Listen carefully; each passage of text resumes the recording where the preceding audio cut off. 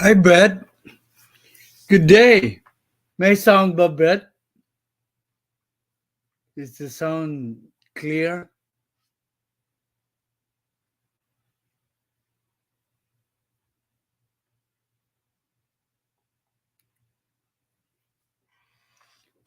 Sound clear? Cutie Connie, may sound ba? Maaga ka Cutie Connie. Connie. May sound ba?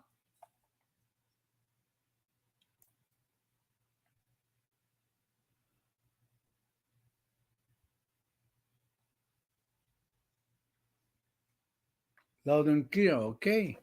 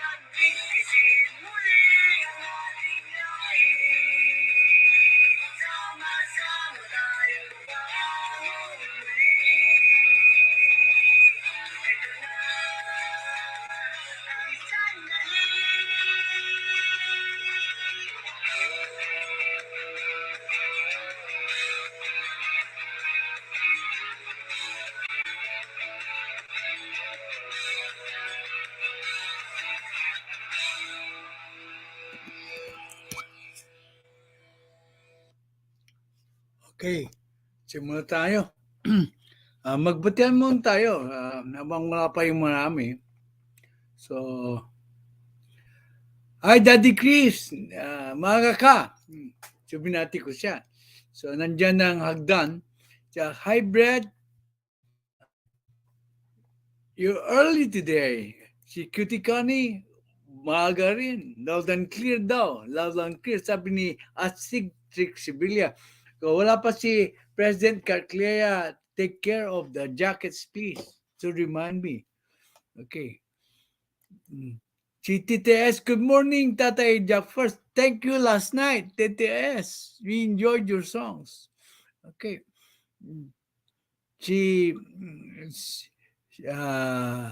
Sabi ko, hi Brad, Judy Connie Trexie, Tita S, si Yen Gels, Tamsak, old friend daw siya. So, mayroon ka ng jacket. Supportan niyo po si Yen Gels, ha? Si TTS, supportan niyo. Magdikitan kayo, please. Lumalaki ang channel natin kasi nagdidikitan tayo. Please lang. Binabati ko si Angels. Welcome to the family. This is a family channel dedicated solely to the well-being of our President Bongbong Marcos. We shall debunk all misinformation about him. Okay. Si Yanjels, welcome to the family. Hello, sabi ni Yanjels. Si Master Ruby, salamat. Diktan natin si Master Ruby at saka lahat ng nagpupunta dito. Yun. Mabati si Master Ruby, and then yan po, nandyan ang bahay ni Yanjels. Paki-subscribe pa ulit. Ulitin mo yung bahay mo mamaya pag nakararami na tayo Yanjels para may mabingwit ka na isa o dalawa. Pero siguradong pupuntahan mo ko yung bahay mo. At least hindi masasayang ang pagpunta nyo rito kasi lahat kayo puntahan ko. Si LQV, the pet lover, good morning sa amazing and wonderful tatay. You are also wonderful. Okay. Lady Queen B is one of the original members of my channel. Sana dumami pa ang members ko. Master Ruby, nag-greet ulit. Si Yenjas, nag-greet. Si Master Ruby, nag-greet ulit. Si Daniel Sportsberry. Hi, Daniel. I will be visiting your channel after my show. Oh, si Rudy Pamilar. Oh my goodness, I'm so happy. Rudy Pamilar is in. Pati si Rebecca Lagman. Diyos ko. I'm so happy that you are back. Oh, mega shout out sa lahat din. Sabi ni Lady Queen B, lovely ladies and angels of ng Tatay Jackferdz vlog. Ma'am, Directress Kaklea, Directress, yung asawa ko yun, si Kaklea, President Kaklea, Ma'am Trexie Villa, Ma'am Lily Ragasa, Miss Charlene Kim, Forever Bessie. So, Master Ruby, oh nako, si Rebecca at si Ludi, I am so, you made my day. I'm happy every time I see my former subscribers coming back. I'm so glad. You don't know how much you make me feel so great, so happy. Okay, mag-umpisa na tayo sa balita. Huwag na tayong magantay pa ng kan. Si President BBM punta sa West Coast para siyempre sa IPEC may meeting. Ano ang purpose niya dyan? Ang purpose niya ay makikipag mag-meet siya sa mga taong pwedeng tumulong sa ating bansa. Ginagawan po niya ang kanyang trabaho. It is not a vacation as claimed by people like Maharlika, General Macanas, the Bagong Lipunan. It is a working, it's just a working travel to the States. Marami siya, is very tight po ang schedule niya. Sabi ng si Babes Romualdez, Marcos Babes Romualdez on the Marcos itinerary in November says,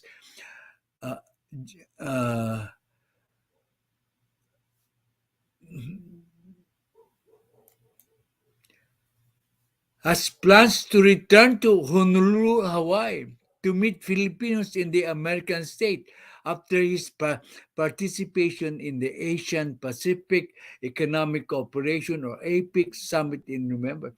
It is a bittersweet na pagbabalik siya sa Hawaii kasi dark days ng mga Marcos during the time that they were exiled sa Hawaii. They were carried there by the Americans. They were kidnapped by the Americans. Kasi sa order ni President Corazon Aquino.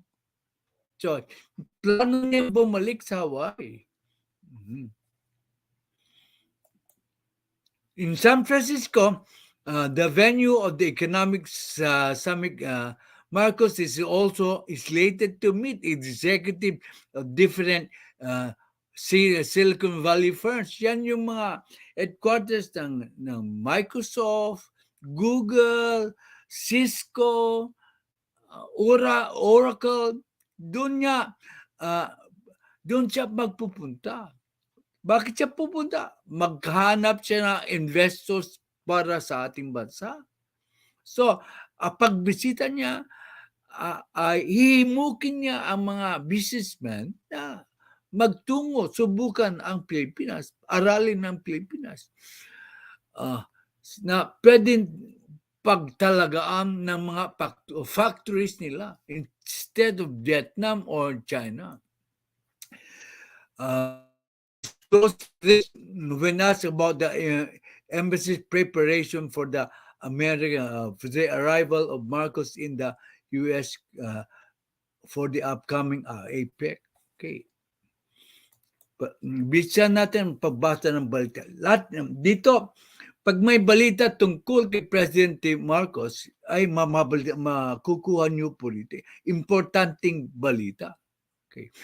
Romualdez said that some Silicon Valley, may mga firms sa Silicon Valley are very eager to meet with the President.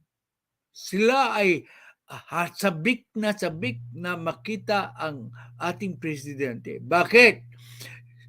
Kasi impressed sila sa performance ng ating mahal na Presidente.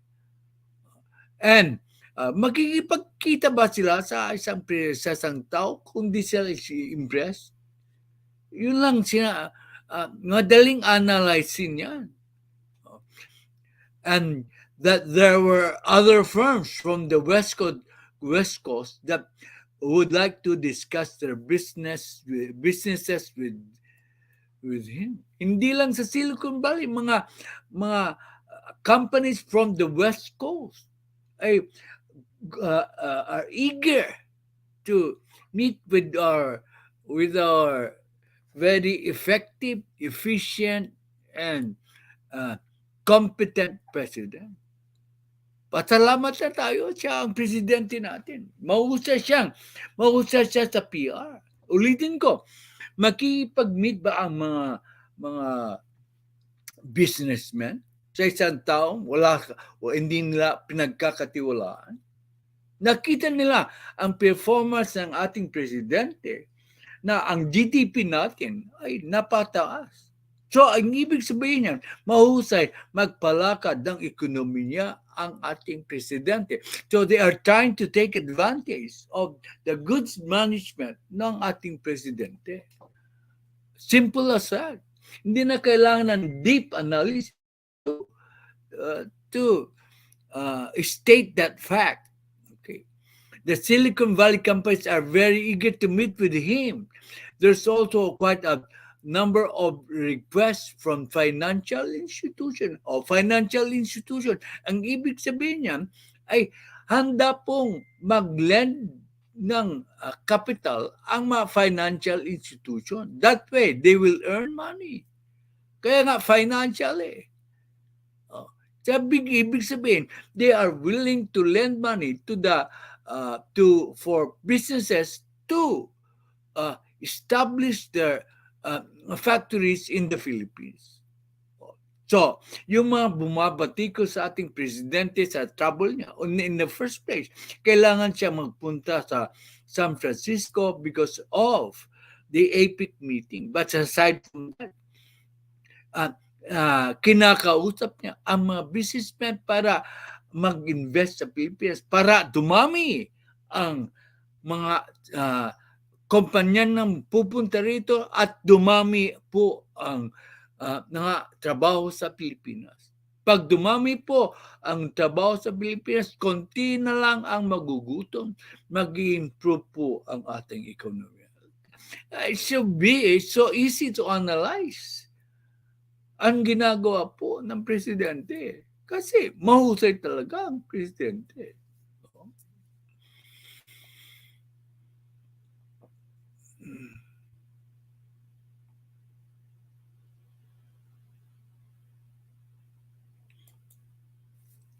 In the West Coast, and probably follow-up of the modular nuclear power plants. So, may mga company with modular power, nuclear power plants. Siguro narinig nila ang statement ni President Bongbong Marcos in several occasions that he is interested in modular nuclear power plants. Kanyan, nakarating na sa mga companies. So that's one of the reasons why they are eager to meet with him. Business yan eh. So, why will they invest in a country that has no prospects? Isipin nyo lang yan. Pag-invest sila sa isang bayan o bansa na mayroong bright prospects for the future. Di ba? Ang inaasam ng ating mahusay na presidente is by the end of his term, nasa middle income wealthy nation tayo. Mataas po. That is his North Star. Yung parang yung goal po. When you talk of North Star, yan ang it's a guide. It's a guide that you aim for. So ang North Star ng ating presidente is to have us in the middle tier of economic powerhouses. Magaling ang kanyang goal, ang kanyang North Star. Okay. So isa yan. Maybe ang nuclear power plants ay if it's ever installed, it will take more than 6 years daw. Based on my past LS, di ba namin siguro yan. So, hindi po siya magbe-benefit ng kanyang vision. Kasi tapos na ang termino niya bago makompleto yung nuclear power plants. Sino magbe-benefit? Kung sino man ang susunod na presidente, ay maswerte kasi bababa ang cost ng energy. Kaya, there's no need para awayin ni Sara Duterte o ni Governor ni Speaker Romualdez o si o si Amy Marcos, si Presidente, kung sino man ang maging Presidente sa kanya, magbe-benefit sa ginagawa ng ating mahal na Pangulo. Ulitin ko, the nuclear power plants will only take effect after 6 years. 6 years. Tapos na ang termino ng ating mahal na Presidente. Sabi niya, probably a follow-up of the modular nuclear power plants that we've been talking about. Yung pinag-uusapan niya, nakinig ang mga company doon sa West Coast. Ang number of companies that are based in West Coast. Ito po ay mga balita tungkol sa Presidente Marcos. According to Romualdez, Marcos is also interested in holding several meetings with potential investors in the Philippines during the APEC. Sinabi ko na yan. Yan ang ginagawa niya. Pipilit niya yung schedule niya ay makatugma para makausap ang mga important investors po. Hindi po siya nag-aaksaya ng panahon. Ganyan po kasipag ang ating presidente. May mga nagsasabing tamad siya. Sobra nga ang sipag ng presidente. At one time, I said sa this, Lily Ragasa can attest to this. Sinabi ko, overworked si President. Look at his face. Hindi na nakakatulog. I noticed that. So, those who are accusing him of being tamad are making black propaganda against him. They do not know how hardworking our president is. Okay. Potential investors ka. Diba? Ang swerte natin na inaasikaso niya ang economy ng ating bansa. Okay. The president would also like to have meetings with the nabasa. There's a lot of interest. Really. Sabi niya. Now in the Philippines from many companies. Ulitin natin. There's a lot of interest. Now, the operative word is now, ngayon. Ngayon dumami ang interest sa Pilipinas galing sa iba't ibang kumpanya. Okay. From now in the Philippines from many companies. Now. Bakit now? Dahil sa performance ng ating magaling na presidente. Kasi nung bago siya umupo, maraming detractors sa pag bumalik po ang mga Marcos ay magkakaroon ulit ng pangungulimbat, magkakaroon ulit ng abuse of power, magkakaroon ulit ng abuse of human rights. Baka magiging magulo po ang Pilipinas. None of their predictions ever happened. So many think tank ay ngayon kinakain ang kanilang salita. Here in the States, wala kang maririnig ng masamang news about President Marcos. Kaya ang mga foreign news, tameme rin ang local mainstream media. Wala silang masilip laban kay Presidente Marcos. Kundi ba, talamak na ang news against President Marcos? What do you think? Kasi anti-Marcos ang media. But since they cannot find anything that's wrong with President Marcos, iba't ibang issue na lang ang tinatalakay nila, but not against President Marcos. That is the image now of the Philippines being projected by our napakagaling na presidente. But ang daling analyzing yan. Ayaw ko kung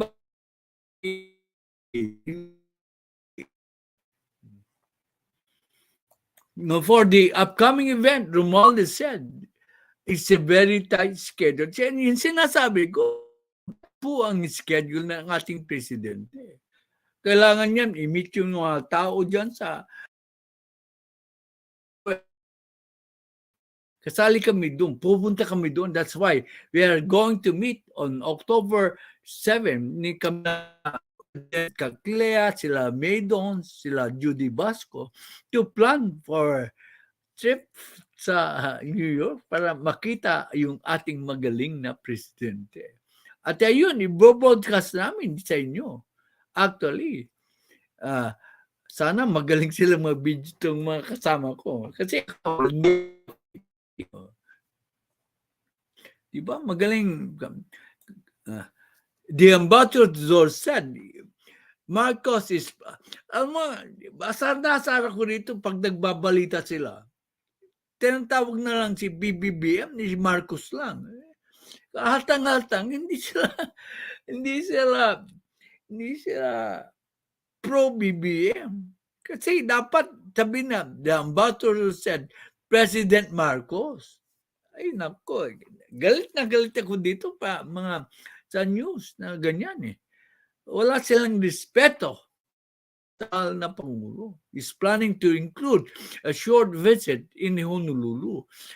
Ayan, sinasabi ko, bittersweet ang pagplano niya bisita sa Honolulu. Pero, dahil na masakit sa loob niya, kailangan niya makita ang mga Pilipino doon kasi nagkaroon ng sakuna sa Maui.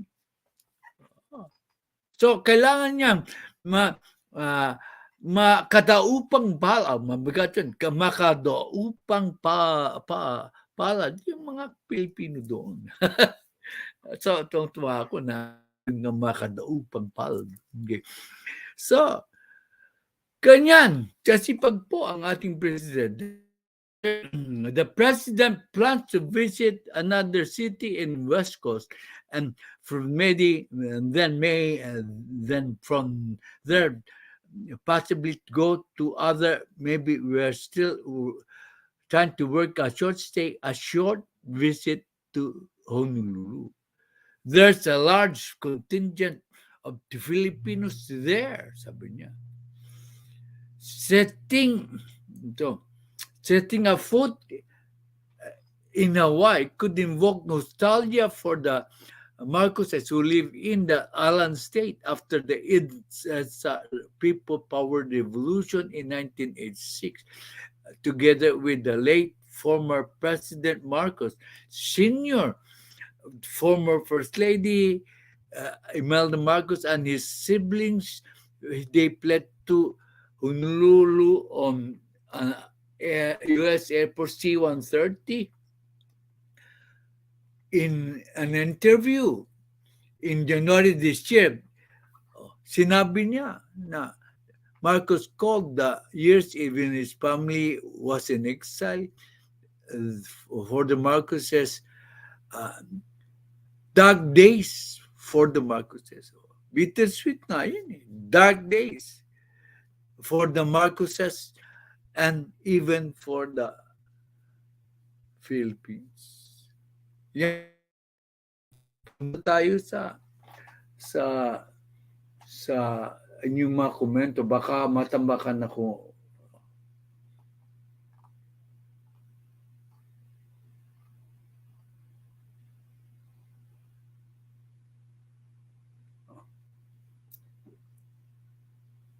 Si Master Ruby, bumabati. Okay.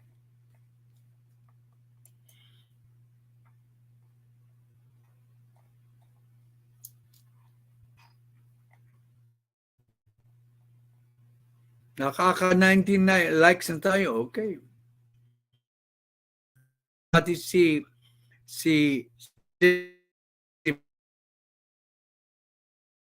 Daddy Chris, binabati si Tita S, si Rebecca Lagmay. Oh, and si Rebecca Lagmay, binabati si Trexie Villa, si Kaloyal Charlene Kim. Maraming salamat sa iyo, Charlene Kim, my lovely angel from Korea. I owe a lot to you, Charlie and Kim. Okay. You are the reason why most of these kaloyals are coming back to my I do appreciate. You do not know how much I love you.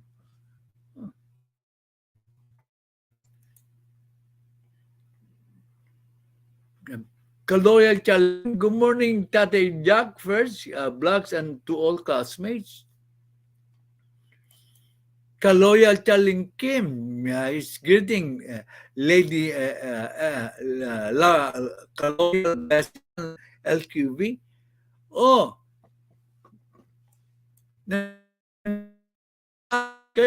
gusto ko ulit yung sama-sama tayong babangon muli. At wala ka rito. Pinutugtog ko yun. Okay. Idol namin si Don Kings. Don Kings.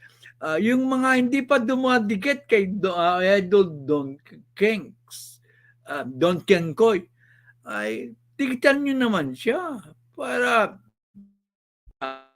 siyang ganahan gumawa ng magandang kanta para kay PBBM. Si Daddy portable power batteries module are well suited for our country because we have many islands. Correct. Galing malaki masyado. Kasi marami tayong island, kaya modular. Tignan nyo, si Dad, member po. Sana dumami po ang members ng aking channel. Iyon ang aking pinagdadasal. Ewan ko. Mahina akong Lagi kaya ayaw niyong napakahina ako po. Kaloya Chaling Kim, mega lot shout kay Chick Sibilia. Si Daddy Chris, binabati si Chaling Kim, binabati ang idol John Kings. Kita mo, maraming nagmamahal sa iyo dito, Don Kings. Si Don Kings, shout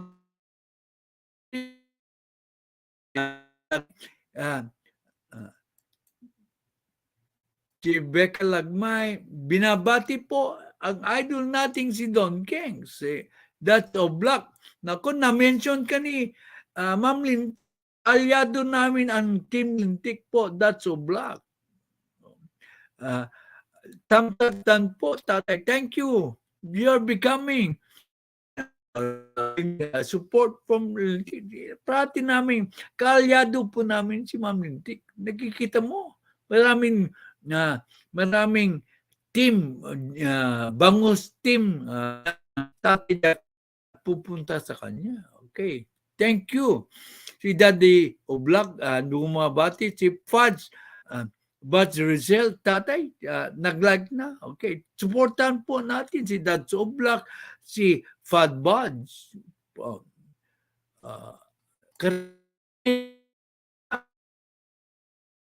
Na sa inyo. Okay. Hello, TTS channel. Sabi ni Kaloyal Charling Kim. Si Lily Ragasa, ang one member of the Tres Marias. Hello, Tatay Jackferdz. Si Kaloyal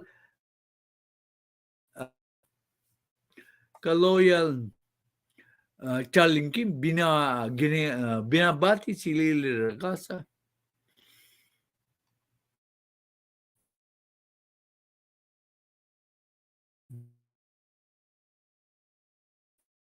Ayun.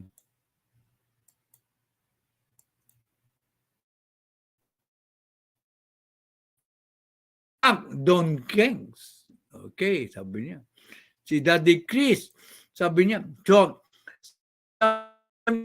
Tatay, human rights abuse is no longer an issue. Tama, hindi na nila nakikita yan. That's what they sort of repeated issues like inflation, price of sugar, and on. Pero yung isyong human rights, hindi nila mailalabas laban kay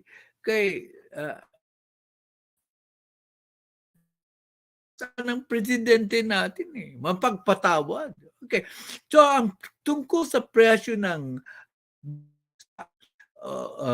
sugar at onion ay hindi niya kasalanan. Ang kasalanan niyan ay hoarders. In fact nga medyo namana niya yung problema niya because napabayaan ng past administration ang sektor ng agrikultura. Yan ang katotohanan. Napabayaan po ang sektor ng katotohanan. Yun nawawala ang Sevilla's President Carclia's sister Ryan, the decrease. That's Oblak, Rebecca Lagmay, Pats Budge, and Ubach. Okay. Si Ludi Pamilar, binabati po. Si Shalin Kim. Okay. Ang haba ng batian. Si Shalin Kim, binabati po si Ludi Pamilar. Si Lily Ragasa, mabait na si Manang Lily. Hindi, mas matanda ako. But sa amin po,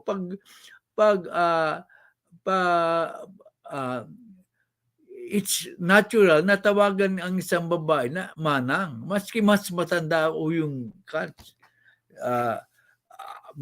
maski mas matanda yung tumatawag. That's a sign of respect po. Huwag kayong may insulto. Pag tinawag ko kayong mga manang, sila ni Manang Kimberly, atang-ata namang mas matanda ako sa inyo. But it's a sign of respect.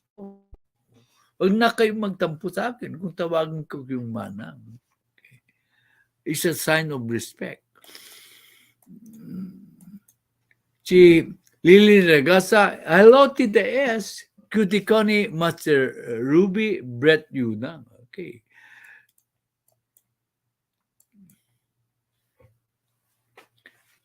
Hello, si Lily Regasa, Ludi, binabati si Ludi Pamela. Sabi natin na isang mabigat ng problema ay tungkol sa West Philippine Sea. Iyon inaasikaso ng ating presidente. Pero it's a wonder, it's a wonderment. Ang US at ang Japan ay pilit na gustong kausapin ng ating presidente tungkol dito. Ibinabalak nga nilang magkaroon ng trilateral. Anong ibig sabihin? Trilateral. Kung dalawang bansa lang mag-usap, tinatawag nating bilateral. Kung tatlo sila, trilateral. Sinong dalawang bansa ang gustong kausapin si Presidente? Ang dalawang mayaman na bansa na may kakayahan na lumikha ng armed forces na pwedeng tumulong sa ating bayan. Kaya ganyan din kagaling ang ating presidente na nagkakaroon siya ng mga kaalyado malakas po na sila mismo ang gustong makausap siya tungkol sa problema ng West Philippine Sea. Diba? Maswerte tayo. Ulit-ulitin ko. Maswerte tayo na mayroon tayong presidente na marunong makipag-deal, makipag-ugnayan sa kinakailangan na bansa ng Pilipinas. Na katulad ng Japan at saka ang Estados Unidos. Okay. So, ito dito rin kayo makakapanood ng rinig ng mga bagong balita tungkol sa presidente natin. Okay. Kaya huwag kayong mawawala po.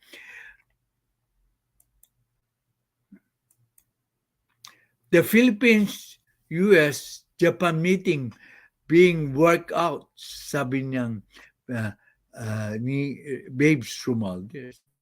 Ang nag-report po ay GMA. May kabastusan ng konti itong GMA. Hindi tinatawag si Presidente Marcos ang President Marcos. Tawag lang nila Marcos. But at least they are fair in presenting their news. Yan, ang complaint ko ay bakit ganon? Hindi binibigyan ng respeto ang ating presidente. Sunday, I have to drink coffee.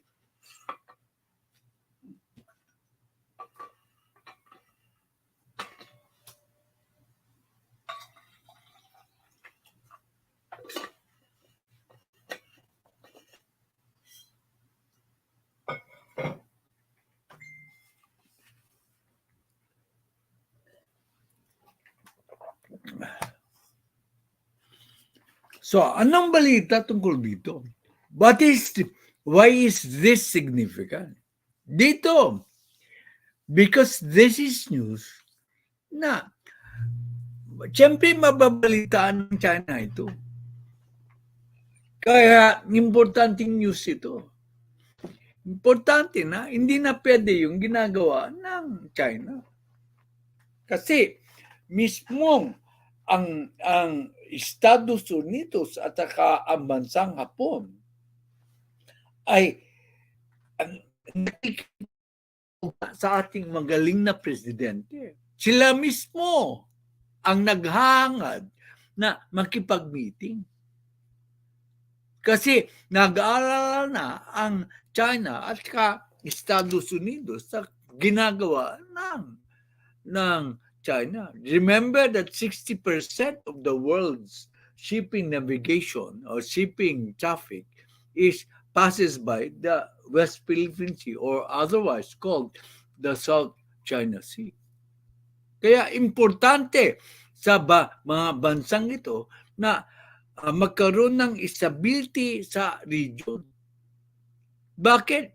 Because whatever happens in the West Philippine Sea or South China Sea will affect vastly their respective economies. Ganun lang kasimple ang pag-analyze yan. Bakit sila ngayon pilit na gusto makausap si Presidente Marcos? Sila. Siyempre, mga busy tao ito, but despite that, mga busy si Vice President Kamala Harris, kayo yung representative ng Japan. Marami silang dapat kausapin. Pero ang pinaka-importanting kakausapin nila ay ang presidente natin. Yan ang ibig sabihin. Kung ang presidente natin is a weak leader, hindi siya papansinin ng mga bansang ito. Yan ba ang weak leader na incompetent at sinasabi nila makanas, nila mahalika, ni bagong lipod. Yung mga strong leaders nga want to meet up with him. How can you say such thing? In other words, they are talking about. Simpleng analysis yan. Hindi na kailangan ng genius para nag-analyze ng ganyan. Okay. The United States, kulang ang aking pag-print, the United States and Japan have requested that the keyword there is, when you analyze po ang isang news item, may mga keywords kayo dapat i-focus. Ang focus dyan po ay the requested na nag-request po sila. kinakausap si Presidente na magkaroon ng trilateral meeting. As have requested a trilateral meeting with the Philippines and on the sidelines of the ASEAN meet. Ibig sabihin, pagkatapos ng mga meeting, gusto nilang makipag-meeting din sa ating Presidente. Yan ang kagalingan po ng ating Presidente.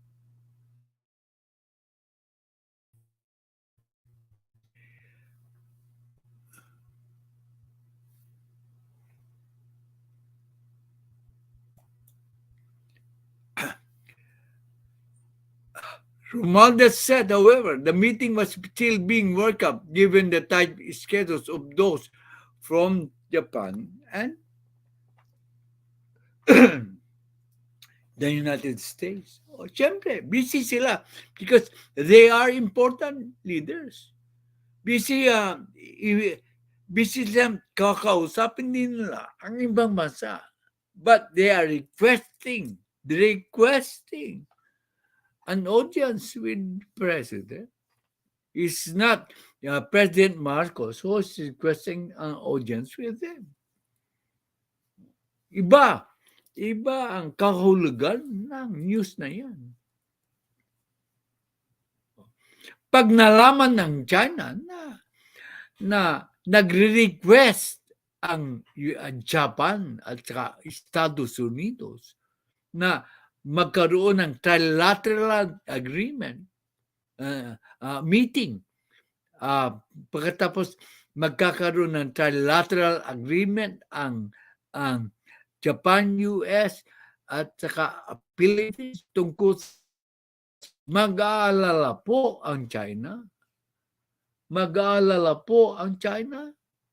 Ibig sabihin, matigas pala itong, astig pala itong, to borrow the term used for Trexie, astig pala itong presidenteng pumalit kay President Rodrigo Duterte, whose policy was to appease China. Unang ginawa ni Presidente, he will try to appease China by going to China first.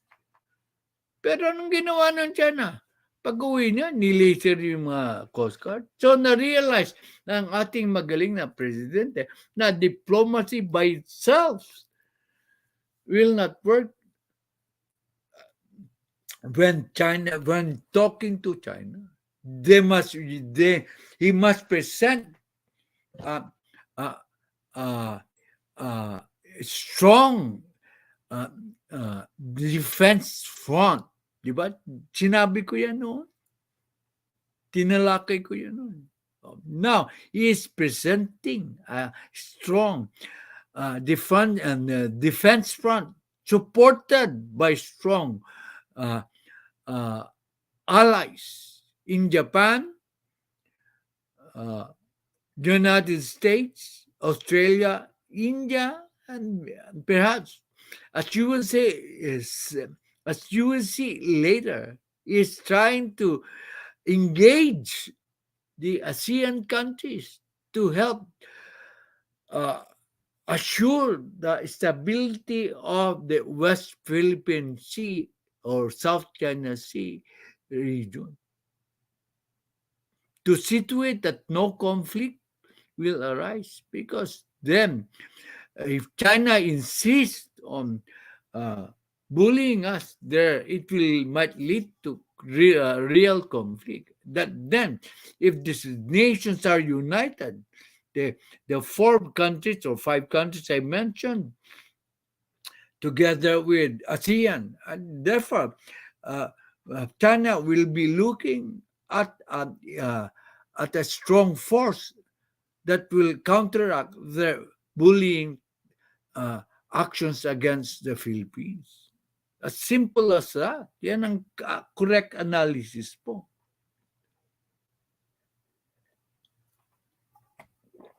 Okay. Dito, puro analysis po. Hindi na tayo nang babatikos.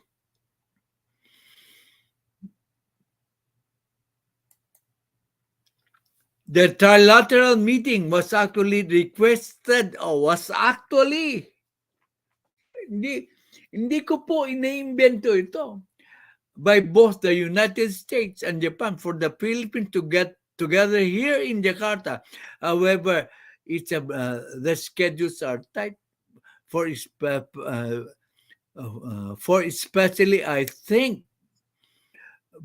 for Japan and the United States. Tight nga. Sa dami ng kakausapin nila. So tight. So, siyempre, kailangan magkapareho yung schedule na free yung both Japan and, and, US and the Philippines. Kasi kung one-on-one talk, that is considered as bilateral lang. Kaya importante is come to a meeting, the three of them, so that there will be a trilateral agreement. Importante po yan. From there, they could develop yung agreement, there would be a quad agreement between these three plus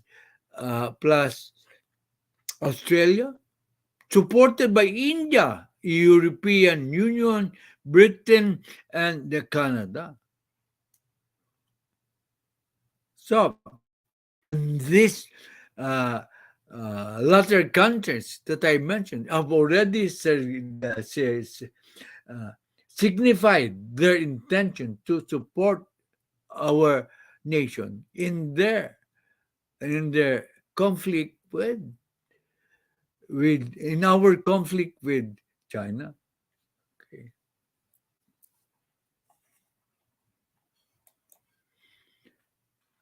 The Philippine ambassador to Washington said the meeting was significant to us because the fact that we had discussion with both Japan and United States on the issues surrounding our area and territorial waters and of course South China Sea. Okay? Ayan yan sinasabi ko, makakarating sa China. Yan ang analysis ko. Babe Sumaldis, ilang beses ko nang sinabi ito. Yung analysis ko, tumatama. Di ba? Madalas kong sabihin yun. Hindi naman sana nagmamayabang. Pero tumatama po ang analysis ko.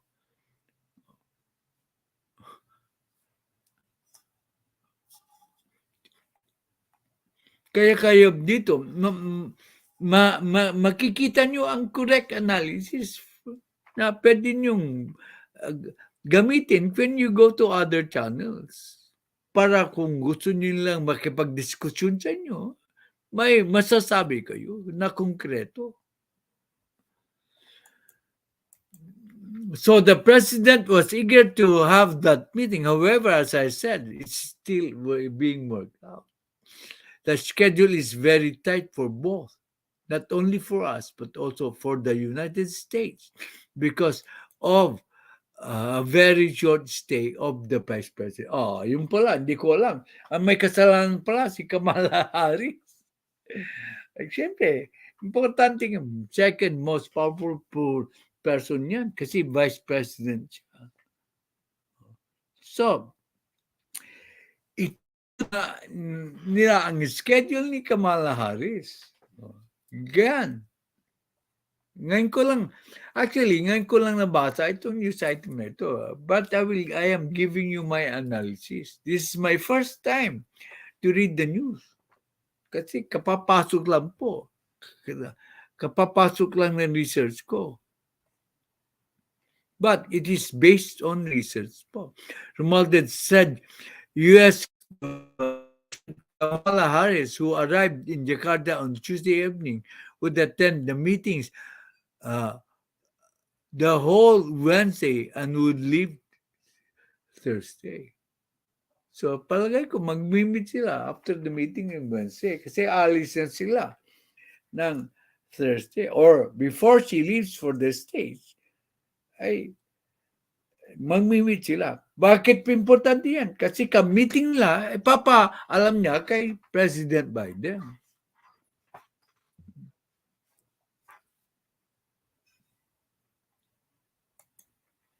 She's only really saying for one, so we're not sure that's going to happen. However, they will see each other, of course, tomorrow and the gala dinner. So hopefully, something along those lines, or in that time frame, they will be able to meet. Apart from the discussion, hindi lang pati economic issues siguro pag-uusapan nila. The discussion on the South China Sea, Romualdez also cited the importance of trilateral talks on the economic cooperation between the Philippines, the U.S., mali na naman, between Japan and the U.S. as well as the Philippines and Japan. Obviously, the West Philippine Sea will most likely be a part of the discussion, but mostly in cooperation and how Japan and the United States and the Philippines will work together, especially in the area.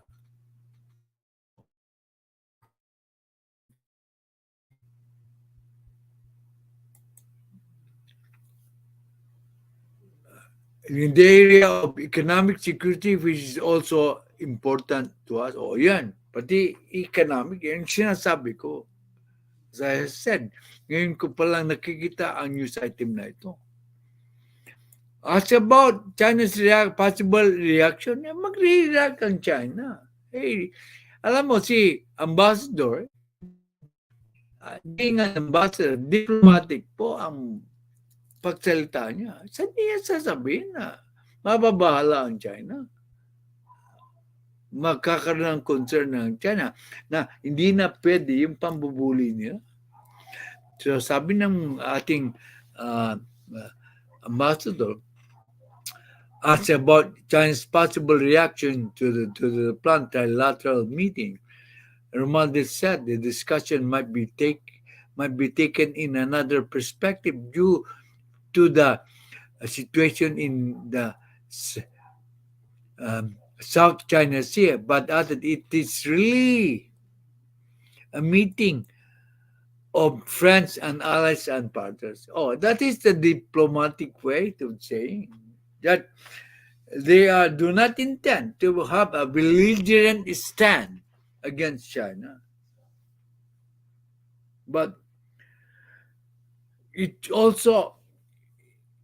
they are also sending messages to China that there is already a meeting of minds between these two great economic powers and the Philippines. Okay. Meaning they are going to take good care of the Philippines, as I said, because not doing so will jeopardize their economy. First and foremost po is the economic front. That's why they want stable stability in the West Philippine Sea region. I'm a little bit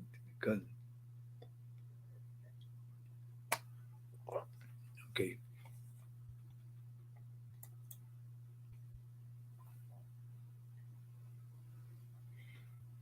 Because it's part of the world, but at the end of the day, it's really a meeting of friends and allies.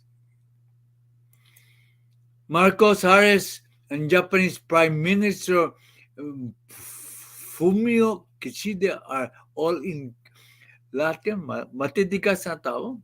Si Vice President at saka yung Prime Minister are all in Indonesia to attend the 43rd ASEAN Summit and other related summits. And Marcos is set to hold bilateral talks with other world leaders. One-on-one na yun pag ibang leaders. Pero si Prime Minister Kishida and Kamala Harris ay trilateral po. He will meet with Cambodia's Prime Minister, Juan Mane, South Korean President alam ni Shalin Kim to, Suk Yeol, I don't know. Is that the proper way to pronounce that name? Yeol? Timor-Leste Prime Minister Sanana Gusmao. Timor-Leste used to be part of Indonesia. Vietnamese President Pham Minh Chinh. The discussion will likely focus on bilateral cooperation. One-on-one na lang sa different leaders. Kaya sobra po ang trabaho ng ating presidente. I hope he is not overworked again. Kasi namamaga ang mukha niya pag he is overworked. I don't know why. Sabi po ng bilateral lang po, one-on-one with these leaders. Foreign Affairs Secretary Daniel Espiritu said in the Palace press briefing po.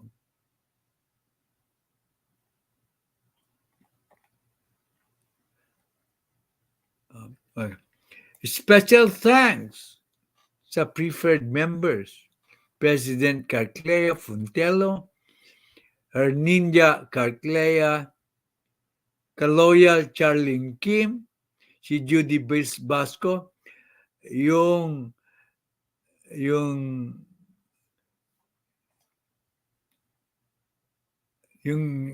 isang ninja niya na misprint, wala dyan. At saka si Jay Dixon. Nakalimutan ko yung ninja ni Judy Basco. So sorry, Judy. Nakalimutan ko yung i-type yung ninja mo. Judy CB. But I mentioned it. Siyempre, huwag natin kalimutan ang ating mga regular members po. Si Reader version 2.0, si Ryan Blackwell, si Astig Trixie Villa, si Lily Ragasa, si Little One, si Mami Chacha, Mix Vlogs. Siya pa lang ang independent vlogger na nag-member po. And I am here for that. Si LQV, the pet lover, part of the Kaloyal group. Si J. Cabal, si Jason, si Upatch 1975, si Daddy Chris, at si Daddy Chris, ang magaling na analista, si RN 2 cents. Salamat po. Mega love shout out. Okay. Napunta doon. Okay, punta tayo sa mga komento.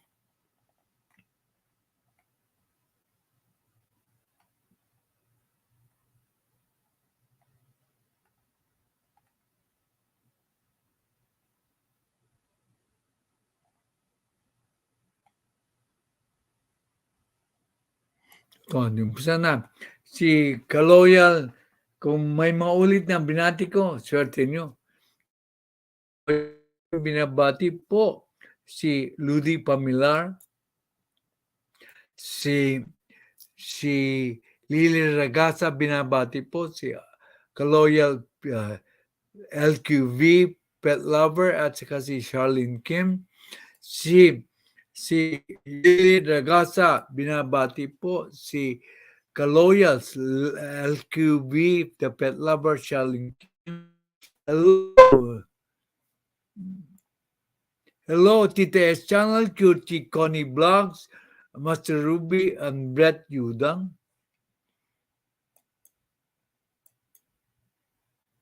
Si Lily Regasa, binabati po si Ludi Pamilar, si Idol. Si Idol Dong Kengs, binabati po si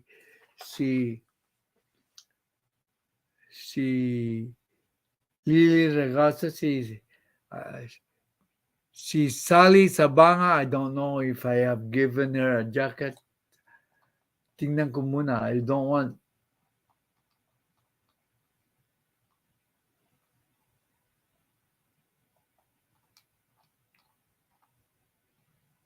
Mayroon ng jacket si Sally. Okay. Sally, good morning po tatay and to all vlogs, classmates. Good morning Tatay Jack, sabi niya. And hi Lily, si Lily Casa.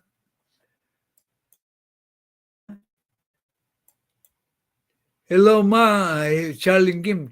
Hello ma'am, Cutie Connie Vlogs. Sabang.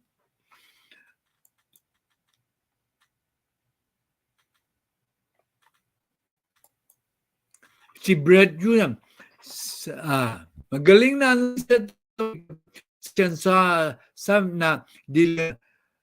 na dinaluan ni Pbbm, dapat kausapan niya ang mga other Asian group. Kinausap niya. Makikita mo. Ang kinakausap niya later on. Makikita mo. Chika Loyal, Lady LQV, the pet lover. Mega love shop, message siya. Hello, si Nilda. Hindi ka na kailangan mag-replay. Nilda, good morning, Tatay Jackferdz. Ay niya. Baka i-replay niya yung na-miss niya. Okay. Si Kaloyal, Lady binabati po, shout out po si Don Keng, ang idol natin si Don Keng. Si Saliba, sabi nga, hello po ma'am, Kaloyal, Charlene Kim, hindi ko na-gets kagad yung case, Kaloyal, Charlene Kim. And si Daddy Chris, ginigrit po si Lily Ragasa, si Trixie Villa, ginigrit po si Don Kengs. Hello, blessed day. Si LQV, the pet lover, binigit po si TTS channel. Si Nilda po si Kaloyal Charlene Kim, Daddy Chris, Cutie Connie, si Trixie Villa, TTS, Lay LQV, the pet lover, Don Kengs, Rebecca Lagmay, Ludi Pamilar. Okay. Si Kaloyal Charlene Kim, ginabati po si Nilda Arcio.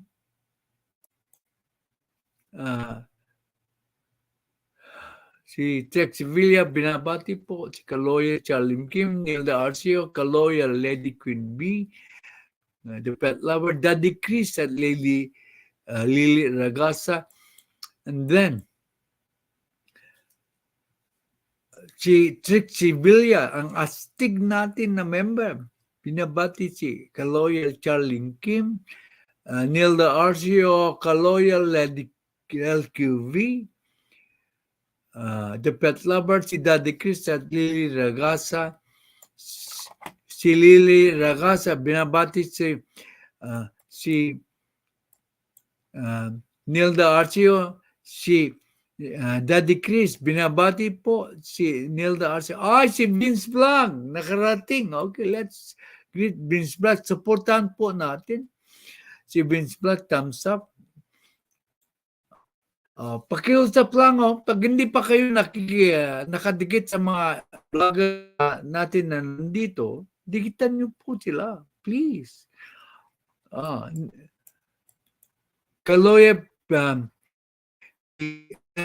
binigit po si Vince. Nandito na po ang president natin, si Carclea. Napanood ko yung video mo, recent upload mo. Akala ko hindi mo kasama yung husband mo. Yung pala kasama mo. Pero ang ganda nung view ng resort na yun. Ang ganda. Sabi mo, maganda rin ang mga pagkain nila doon. Saka malinis. Puntahan niyo po yung everybody. Let us support the video of our president. Ang laki ng hirap niya sa ating channel, Presidente. Kaya, as a token of our gratitude sa kanya, why don't we visit after the LS ko? Una natin puntahan ang channel ni President Cagleya. Pakiusap ko lang sa inyo. Mahalin natin ang ating president. Laki na ng hirap niya sa ating good morning, Bangus family. Ngayon, you are members of the Bangus family. Kaloyal Vince V.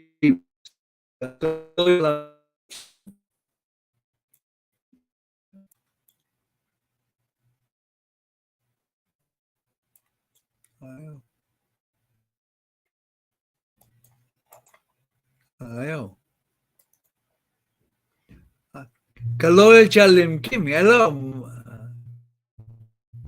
Madam Beautiful President, Idol, Katle Sarangheya. Love you.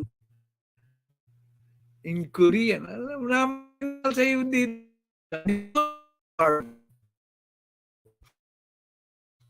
President Carclea, binabati po si Tita S. Angels, Master Ruby, Kaloyal Lady LQV, Daniel Ma'am Ludi, si Adol Chalim Kim. Okay. Si Vince B. Vlog, nagbumaki. Sabi ni Bertul, direct to the point. Magkaibigan, yan, US at Japan, kahit anong summit, okay, that's a very good observation. It means you are paying attention. I appreciate the fact. Wala rito to give your observation and viewpoints, Brett. We need it. Para ma-educate kami at ang mga viewers din. Okay. Kasi some of my ideas come from comments.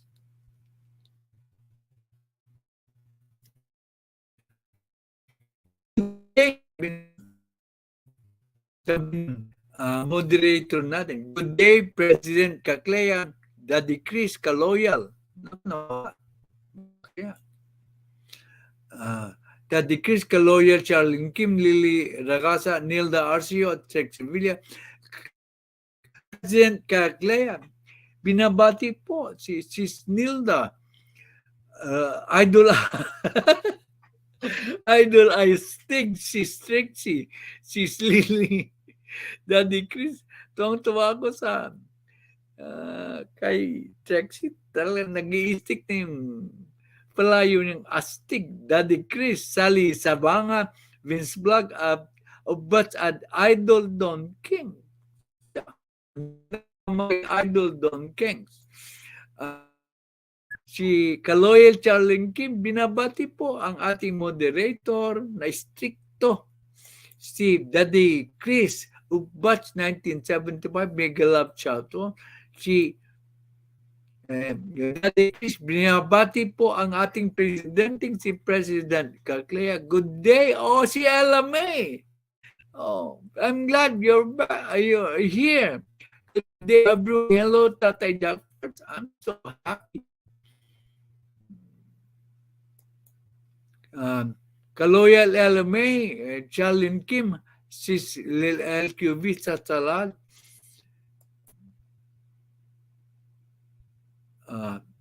Hello po, Kaloyal Mami Ella May.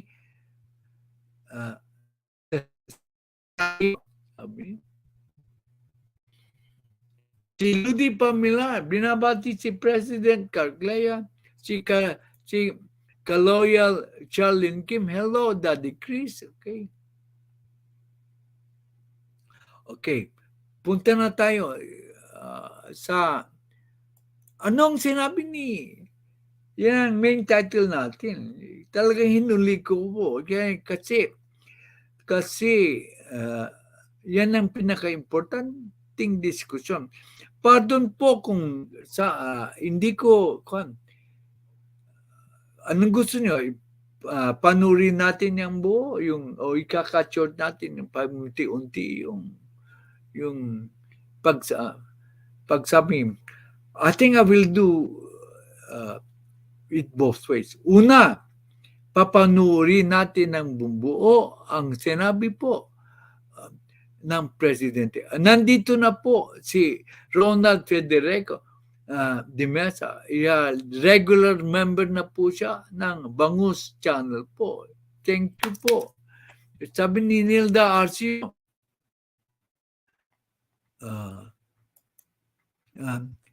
hello, President Caclea of Batch and Sis Algen. Pati si Ronald de Mesa, Ronald Pac de Mesa, nandito na po ako. Hello, sis. Nilda, sabi ni Elame, good evening po. Sabi ni Ryan, okay. And classmates. Okay, mapanood din po natin si Presidente. Una, ipapanood natin ang buong buo po yung statement ni President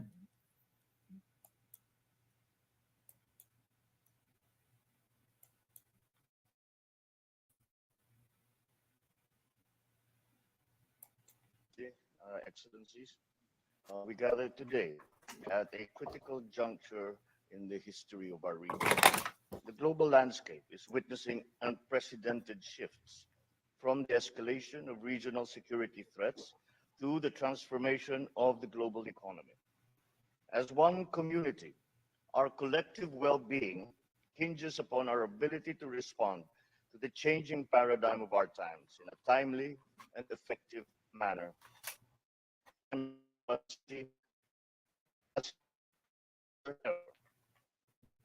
The significance of ASEAN on the global stage can only be sustained so long as we can demonstrate to the rest of the world that ASEAN continues to be a force for positive change. In that positive change is the promotion and the maintenance of peace. Because as we speak for progress, that progress must be built on a strong foundation of peace. And so let us look at the threats to peace in our region. One test of our relevance is our ability to facilitate a peaceful resolution in Myanmar. We remain firm that the resolution to the Myanmar crisis should be Myanmar-owned and Myanmar-led. We continue to support the efforts of the ASEAN chair to engage all stakeholders in Myanmar. We reiterate that all efforts in Myanmar be in line with the 5-point consensus and done in coordination with the chair of ASEAN. Your Majesty, Excellencies, our vision for the South China Sea is a sea of peace, stability, and prosperity. Today, sadly, this remains a distant reality. For our part, the Philippines will continue to work with all the countries to foster a rules-based international order. We remain committed to the peaceful resolution of disputes in the South China Sea in accordance with international law. We will continue to uphold navigation and overflight in the South China Sea in accordance with international law, including, of course, the 1982 UNCLOS. But let me be clear, we do not seek conflict, but it is our duty as citizens and as leaders to always rise to meet any challenge to our sovereignty, to our sovereign rights, and our maritime jurisdictions in the South China Sea. No country would expect any less. No country would do any less. The Philippines firmly rejects misleading narratives that frame the disputes in the South China Sea solely through the lens of strategic competition between two powerful countries.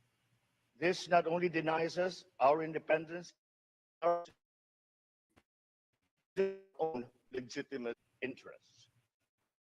More constraint on activities that complicate disputes in the South China Sea. We must not undermine regional peace, stability, and security. We cannot, not words, should be the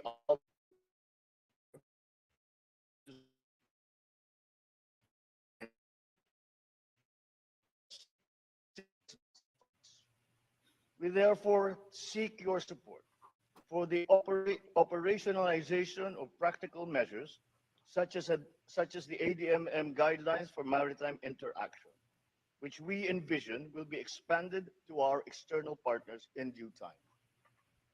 The Philippines is also pleased to have hosted the second ASEAN multilateral naval exercise off Zambales and Bataan, and the 40th meeting of the JWD-DOC in Manila to expedite the negotiations for substantive and effective code of conduct in the South China Sea.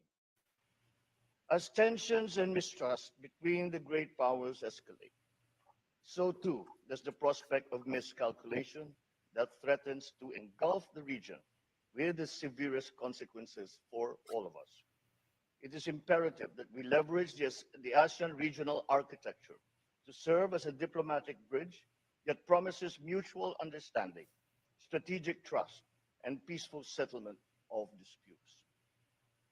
History will ultimately judge whether the supremacy of the rule of law prevails, ushering in an era where all nations truly stand as equals, independent and unswayed by any single outside.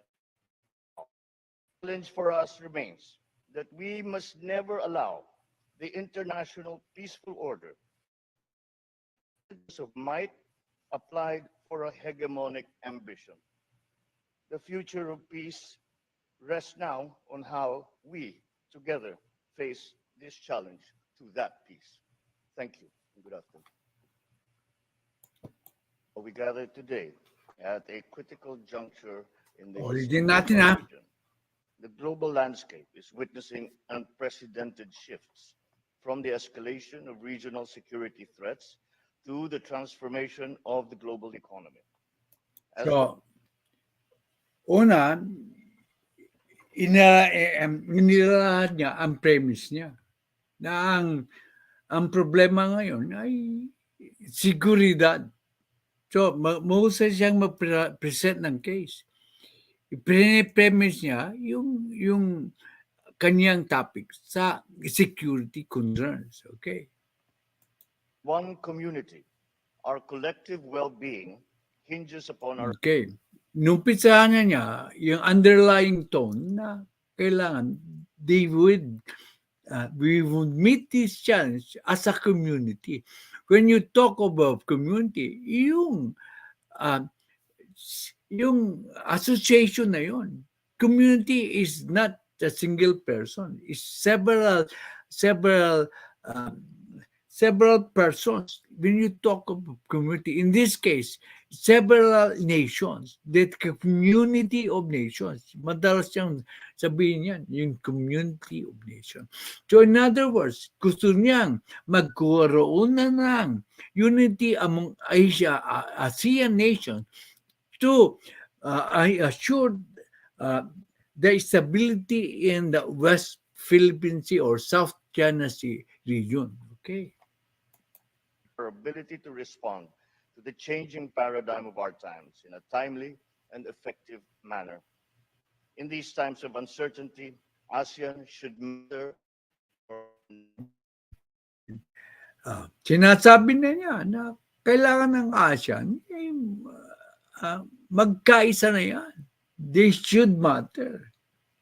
And bakit magmamatter? Kasi kung di sila united front, they will not matter. Yan ang message. Yeah.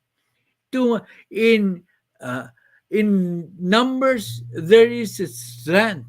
That is a common knowledge. So, he is telling them that they should unite so that the ASEAN nations would matter. The significance of ASEAN on the global stage can only be sustained so long as we can demonstrate to the rest of the world that ASEAN continues to be a force for positive change. O yan. Prinemis niya, bago niya binanatan na uh, they should demonstrate to the whole world that it is strong and united in its stand. Mahusay sa talagang mag-explain. The first step in that positive change is the promotion and the maintenance of peace. Because as we speak for progress, that progress must be built on a strong foundation of peace.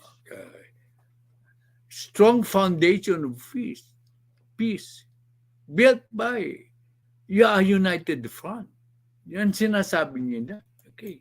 And so let us look at the threats to peace in our region. One test of our relevance is our ability to facilitate a peaceful resolution in Myanmar. We remain firm that the resolution to the Myanmar crisis should be Myanmar-owned and Myanmar-led. We continue to support the efforts of the ASEAN chair to engage all stakeholders in Myanmar. We reiterate that all efforts in Myanmar should be in line with a 5-point consensus and done in coordination with the chair of ASEAN. Your Majesty, Excellencies, our vision for the South China Sea is a sea of peace, stability. Okay. After yung concern niya sa Myanmar, bumalik niya sa main concern niya sa West Philippine Sea. That is really the topic that he discussed most earnestly. Ang concern niya. And he wants the ASEAN nations to unite. Alam niyo na, si Presidente Bongbong Marcos ay starting to be parang yung spokesman ng ASEAN. They are now look to him to show leadership. Ganyan po kagaling ang ating presidente. And prosperity. Today, sadly, this remains a distant reality. For our part, the Philippines will continue to work with all the countries to foster a rules-based international order. Ayan. With all countries, yan ang ginagawa niya. He wants countries to magkaroon ng coalition para ma-assure ang peace and stability in the West Philippine Sea or South China Sea. Actually, it should be termed as South China Sea. Ginawa lang natin na West Philippine Sea to emphasize that that is part of our territory. But internationally, it is called the South Philippine Sea. Okay. Remain committed to the peaceful resolution of disputes in the South China Sea in accordance with international law. Okay. Ang sabi niya, we are committed to the peaceful resolution. Anong ibig sabihin niyan? Ayaw niya ng armed conflict. So, as they should resolve it peacefully. Unless, of course, mapilit China to resolve it through armed conflict. In which case, napipilitan tayo na mag-defend ng awing territory. That is why nagkakaroon ng trilateral meeting, building up of coalition, building up a consensus among Asean nations to show China that there is a united front against their baseless claim that they own the, the territory claimed by the Philippines, and which is backed up by the arbitral ruling in Hague. Okay, next. We will continue to uphold and exercise freedom of navigation and overflight in the South China Sea in accordance with international law, including in accordance with the international law. You want China to abide by the international law. What is the international law that he's talking about? The arbitral ruling, which the ruling states in favor of us that we have the economic exclusive zone on that part of the South China Sea, and not that 9-dash line as being claimed by China. It's binasura ng court ruling yung claim ng China. of course, the 1982 UNCLOS. But let me be clear, we do not seek conflict. No. Ayaw niya ng gera. Yan, inuulit-ulit niyang pinaparating sa China. Pero at the same time, sasabihin niyan, nakikita nyo na handa siya na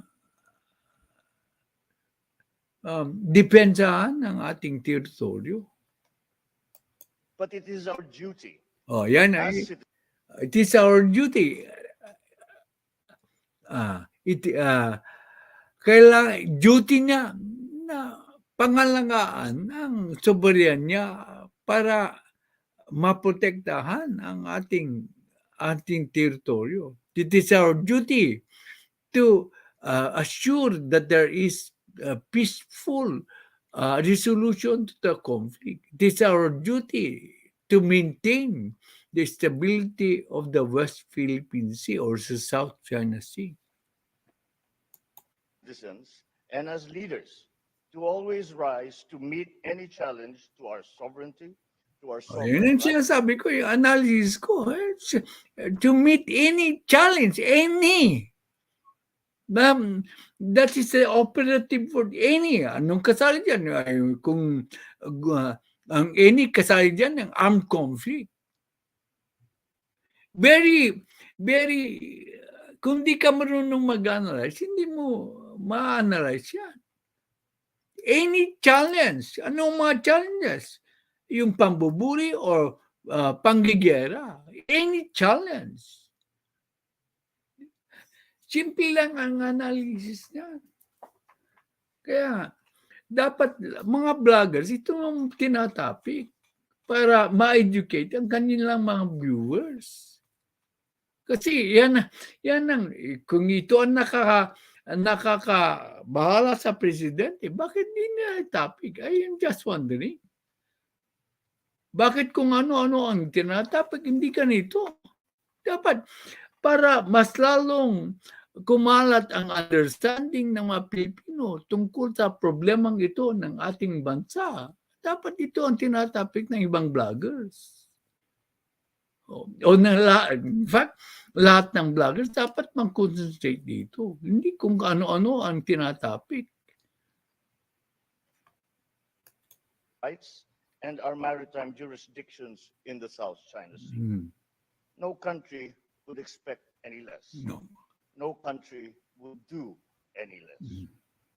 The Philippines firmly rejects misleading narratives that frame the disputes in the South China Sea solely through the lens of strategic competition. Okay. Sinasabi niya mali yung pinagkakalat ng mga pro-China na ang conflict lang dahil sa awayan ng US at China. Hindi. Ang gusto na, hindi po yan totoo. Hindi po yan ang pinapakalat ng mga apologists of China. Na dahilan daw kaya nagkakaroon ng kaguluhan dahil sa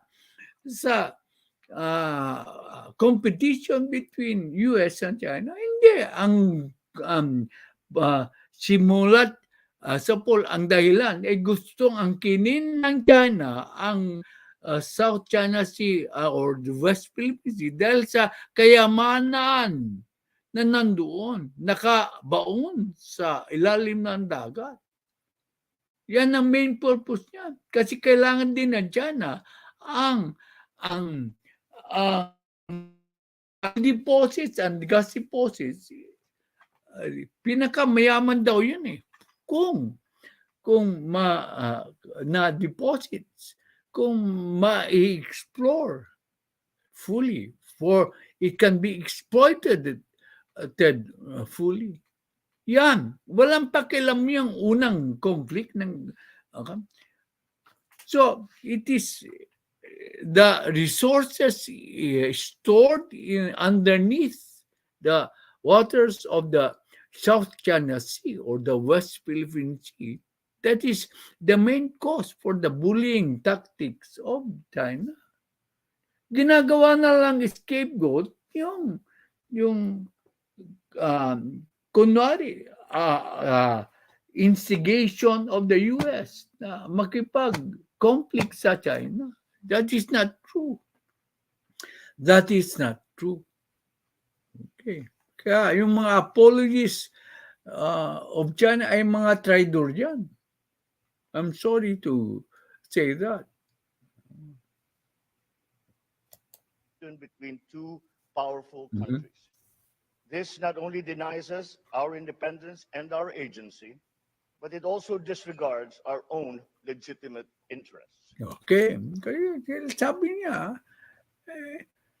yung man nagsasabi niyan, hindi nagsasabi ng totoo. Just see, we have our own legitimate interest.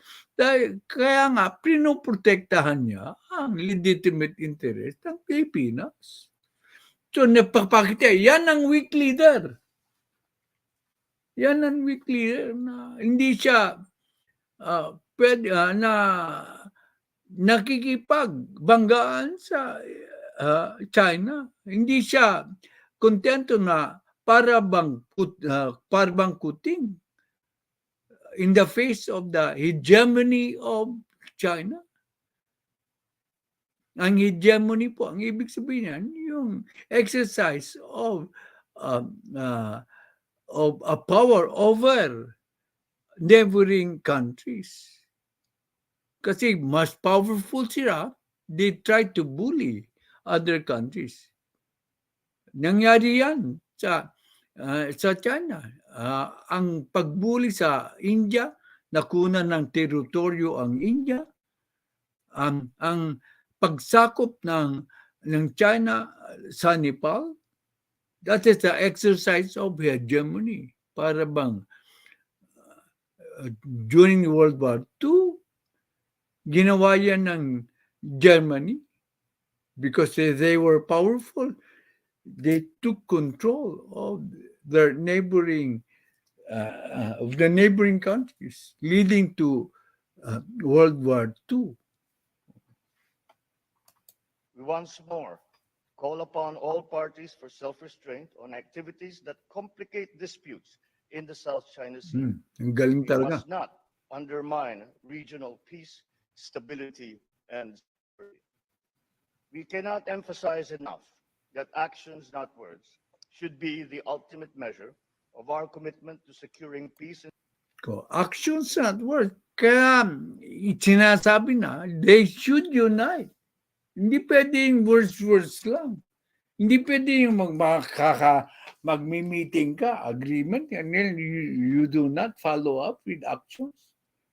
Kaya nagkakaroon ng naval exercises. Nagkakaroon ng military exercises. ipakita sa China na gagawa sila ng akbang para protektahan ang ang teritoryo ng ating bansa. Okay.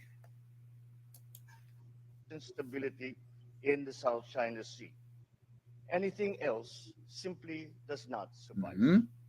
We therefore seek your support for the operational measures such as PDMM guidelines for maritime vision will be expanded to our external partners. Oh, narinig, we need your support, sabi niya. Support of all Asia. He is addressing the nations. Brett, yun na yun. Kinakausap na niya. Yan yung komento mo kanina. So, ginawa niya. Kinausap niya. He wants a united front. Will shown to China that we are united as ASEAN nations against the malintentions of the giant China. This is the ASEAN nations are backed by European Union, Britain, Canada, the United States, India, Australia, Japan. All of these nations should present a united front against China. Would China dare go against all of these nations? I think BBBM is confident that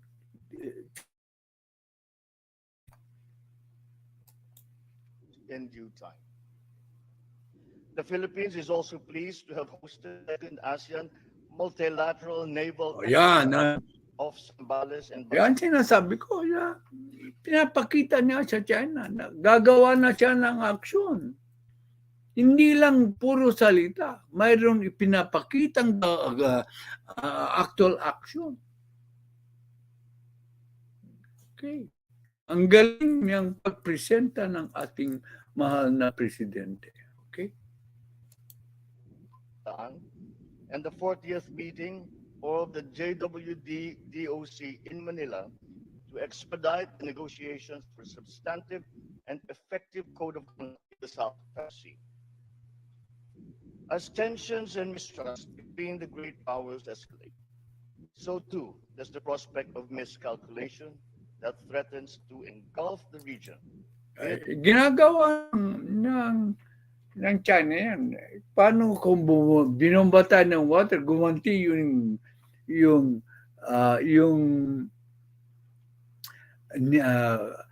barko din natin.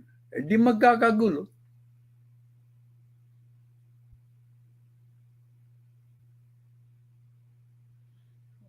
Okay? Kaya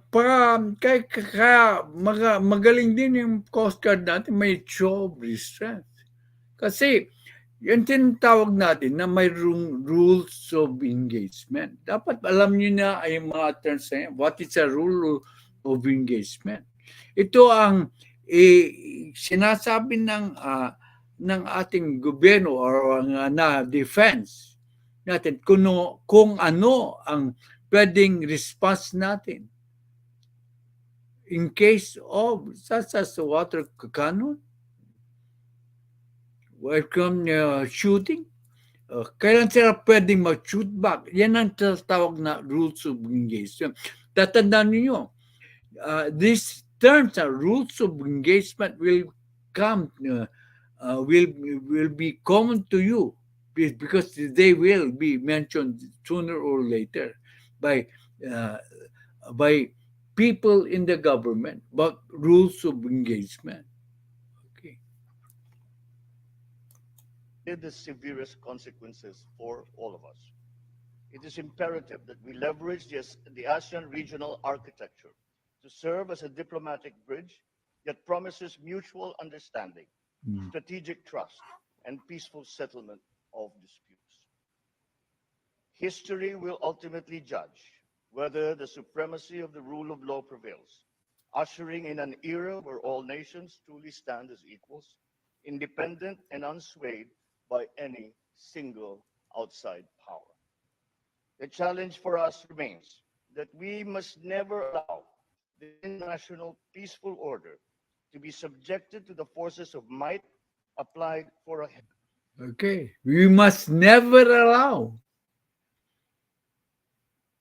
Hindi hindi dapat nilang payagan na ang lakas ng isang bansa ay dominahin ang ibang bansa na katulad ng mga bansa sa ASEAN. Yan sinasabi niya.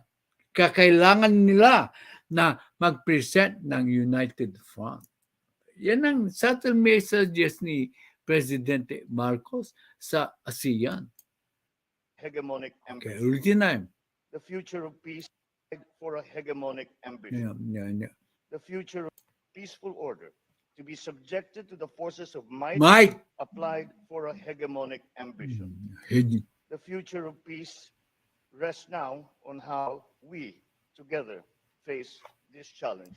Okay, we together. Yan sinasabi ko. We together means the Philippines and all of the ASEAN nation is building a coalition.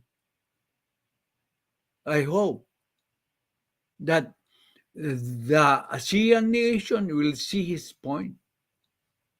But I think he is very good in explaining his case.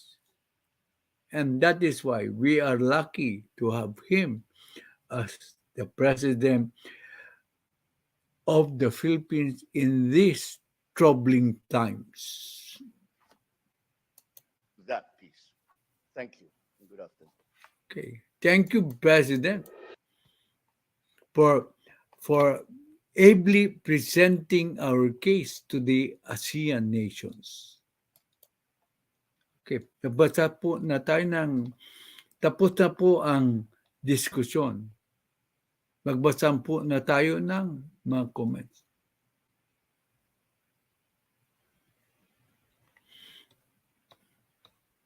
Actually, nag-consult ako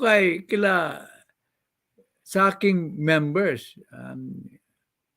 I was planning to do vlogging only once a week. I consult, siyempre. Hindi ako basta-basta gagawa ng akbang without consulting my dear members na sa aking yung channel members mismo. Sabi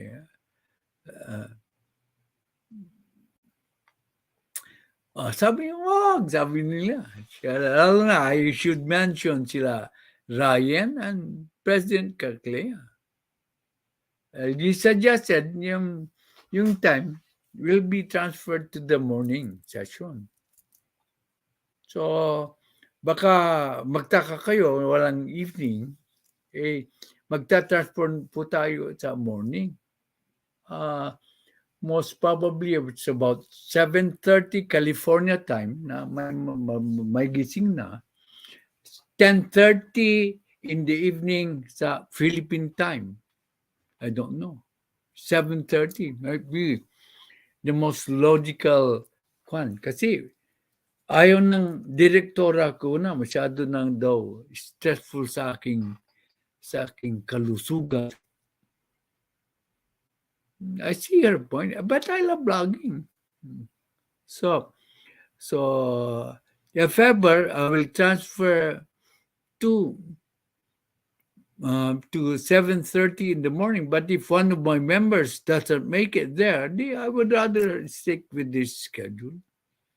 Kung halimbawa, sa member ko lang, hindi pwede, I will stick to the schedule. I respect my members so much. Sabi ko nga, in fact, once a week lang ako.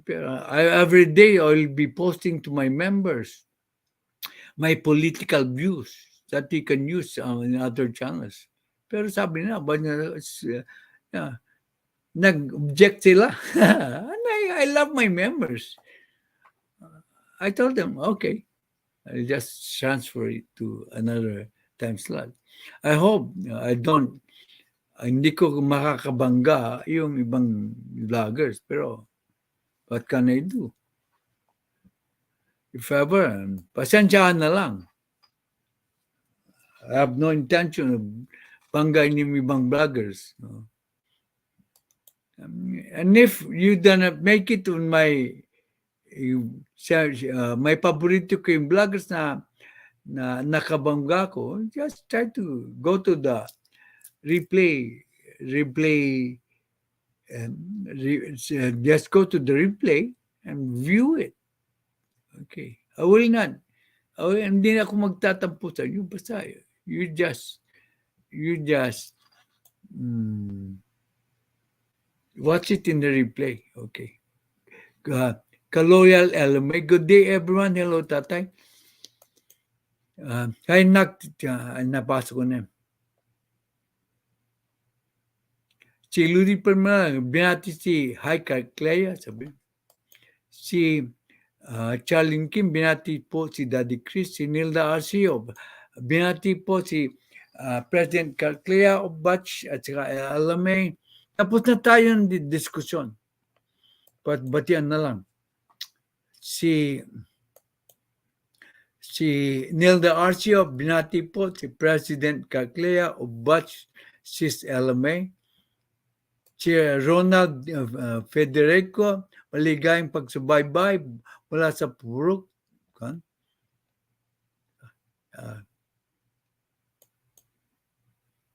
Si Ryan, good evening, Jackferdz, Tatay Jackferdz and classmate, Clea. Binabati si LMA, hello, si Ryan, Ronald Federico, hello. Si Obats, binabati si Ryan. Si Lily Ragasa, binabati po si Kaloyal LMA. Si Sis Clea, Sis Rayan, or Astig Trixie. Meron concert kay Ma'am Lynn. Okay. Nandun siguro si Riddler. Okay. Si Lily Ragasa, si Ryan, binabati si Rebecca, Ludi P, si Yengels, Daddy Chris, si Charlene, Sir Dong Kengs, That's Oblag, Pads Budge, si Sis Lily, si Sally S, si Brett, si LQV, Nilda, si Trixie, mega love shout out. Si Kaloyal Charlene Kim, binabati si Ryan. Si Ryan, binabati si Vince, Sis President Clea of Batch 1975, LMA, Ronald Federico, Fact, Mesa mega love shout out. Si Lily Ragasa, binabati si Ronald Frederick Black. Sabi niya, nag-comment, patunayan na lang na hindi weak si President BBM. Tama? Correct. Hindi po weak ang ating presidente. Kung weak si presidente, hindi mag-asa ng ganyan ang ating si PBBM. PBBM doesn't need to prove anything correct. He is not weak at all. Sabi niya, correct. Sila na Guevara, Tamsakdan, then si Nilda Arcio, binati po si Sis Ryan.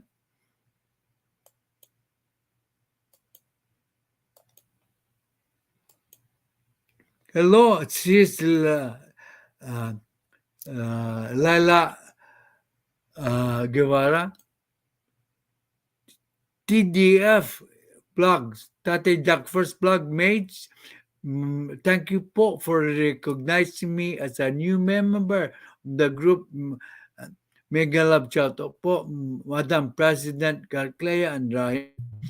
And then, welcome, Ma'am Sally Sabang. Alam mo, Sally, mapagmahal ang aking mga miyembro.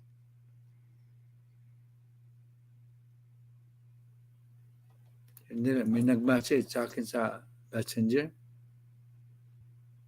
Si Maribel Sabala nag-send ng photo.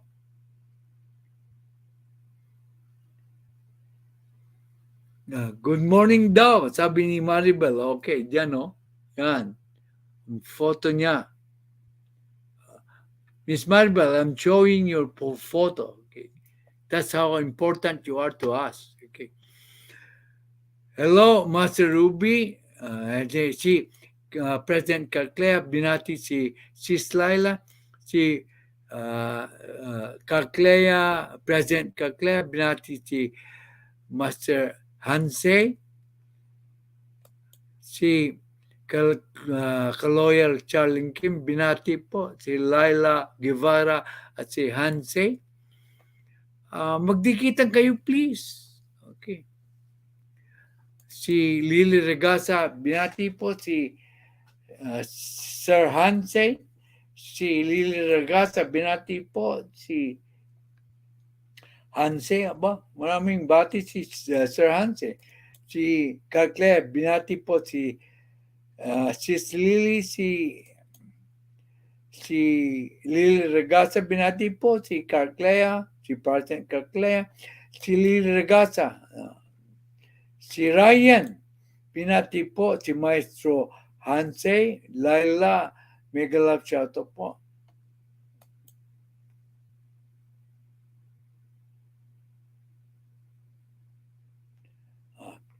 Sabi niya, maaga lang tayo mag-end. Tatay, because it's not good for you to stay up late. Okay.